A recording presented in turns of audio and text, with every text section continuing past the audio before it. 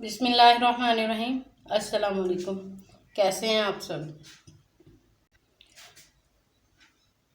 کل تک ہم نے سورۃ الاحزاب کی 20 آیات تلاوت کی تھی۔ آج ہم ان کی مشق اور ساتھ میں حدیث نمبر 12 کا ترجمہ اور تشریح کریں گے۔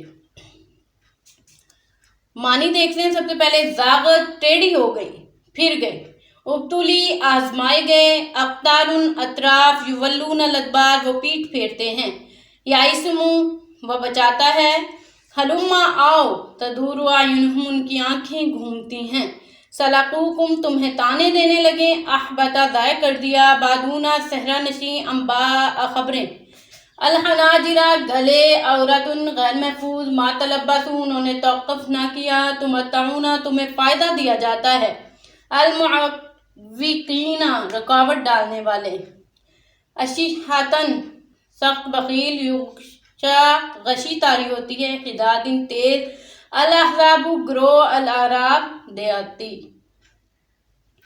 پہلا سوال ہے، غزوہ احزاب میں اہل ایمان کو اللہ کی تائید و نصرت کیسے حاصل ہوئی؟ اللہ نے غزوہ احزاب کے موقع پر 2 طریقوں سے اہل ایمان کی مدد کی۔ سردی کا موسم تھا، اللہ نے کافروں پر ہوا کا ایک طوفان بھیجا جس کی وجہ سے ان کے خیمے اکھڑ گئے، جانوروں کی رسیاں ٹوٹ گئیں، آگ بجھ گئی اور ہر طرف اندھیرا ہی اندھیرا چھا گیا، کھانے کے برتن آندھی نے الٹ دیے۔ اللہ تعالیٰ نے دوسری مدد جو فرمائی، کفار کے مقابلے میں فرشتوں کے لشکر بھیجے جو نظر نہیں آ رہے تھے، لیکن کافروں پر مسلمانوں کا رعب طاری ہو گیا اور انہوں نے خوف زدہ ہو کر محاصرہ ختم کر دیا۔ غزوہ احزاب کے دوران آزمائش کی گھڑیوں میں اہل ایمان اور منافقین کا کیا طرز عمل تھا؟ منافقین نے جب کفار کے لشکر دیکھے اور محاصرے کو کافی دن گزر گئے تو وہ صاف صاف کہہ رہے تھے، اللہ اور اس کے رسول نے ہم سے جو وعدے کیے تھے وہ فریب اور دھوکے کے سوا کچھ نہ تھا۔ ایک گروہ نے تو یہاں تک کہہ دیا کہ اے مدینہ والو، تمہارے لیے اب یہاں ٹھہرنے کا کوئی ٹھکانہ نہیں، اپنے گھروں کو واپس چلے جاؤ یا اپنے آبائی مذہب کی طرف لوٹ آؤ۔ بعض لوگوں نے یہ بہانہ بنا کر حضور صلی اللہ علیہ وسلم سے رخصت چاہی کہ ان کے گھر کھلے پڑے ہیں، ان کے گھر کو خطرہ ہے۔ قرآن نے کہا دراصل وہ بھاگنا چاہتے تھے۔ منافقین کے مقابلے میں مومنین اپنا سب کچھ اللہ کی راہ میں قربان کرنے کے لیے تیار تھے۔ کفار کے لشکر دیکھ کے ان کے ایمان مضبوط ہو گئے، انہیں نبی کریم صلی اللہ علیہ وسلم کی خوشخبری پر پورا بھروسہ تھا۔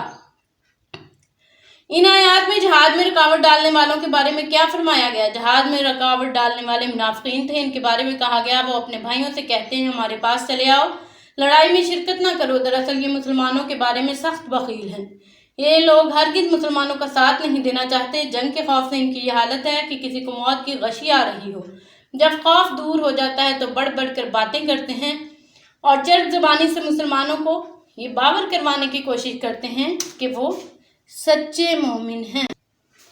اب ہم حدیث نمبر 12 کا ترجمہ اور تشریح دیکھتے ہیں۔ بسم اللہ الرحمن الرحیم۔ اذا قلت لصاحبک یوم الجمعۃ انصت والامام یخطب فقد لغوت۔ ترجمہ، جب تم نے جمعہ کے دن اپنے ساتھی سے کہا کہ خاموش ہو جاؤ جبکہ امام خطبہ دے رہا ہو تو تم نے فضول بات کی۔ تشریح ہے اس حدیث میں یہ بات سمجھائی گئی ہے کہ تمام نمازی جمعہ کے دن امام صاحب کے خطبہ کو پوری توجہ سے سنتے وقت خاموش رہنا سب کے لیے لازم ہے۔ اسلام میں جمعہ کی نماز کو بڑی فضیلت حاصل ہے، اس لیے جمعہ کی نماز کے لیے مساجد میں بھرپور اجتماع ہوتا ہے۔ اس روز خطیب اجتماع میں اسلامی تعلیمات اور نصیحت کی باتیں بتا کر رہنمائی کرتے ہیں۔ ادب تک کا تقاضا ہے ان باتوں کو پوری توجہ، خاموشی اور غور سے سنا جائے۔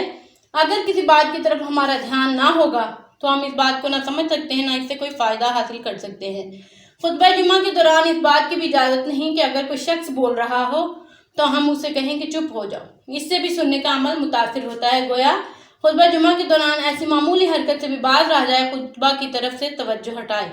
اس لیے نبی کریم صلی اللہ علیہ وسلم نے فرمایا اپنے ساتھی سے خاموش رہنے کے لیے کہنا بھی فضول بات ہے۔ اس میں ہمیں ادب کا قرینہ بتایا گیا ہے اور جمعے کے دن ایک جمعے سے دوسرے جمعے تک اللہ تعالیٰ اس کے گناہ معاف فرما دیتے ہیں، اور جو سب سے پہلے جمعہ کے دن چل کے مسجد میں آتا ہے اس کا ثواب سب سے زیادہ ہے، اور پھر اس کے بعد آنے والوں کا ثواب اس سے کم ہوتا جاتا ہے۔ اسی حوالے سے اگر ہم دیکھیں تو خطبے کے دوران بولنے سے حضور صلی اللہ علیہ وسلم نے منع فرمایا ہے، اور ادب کا تقاضا یہ نہیں ہے۔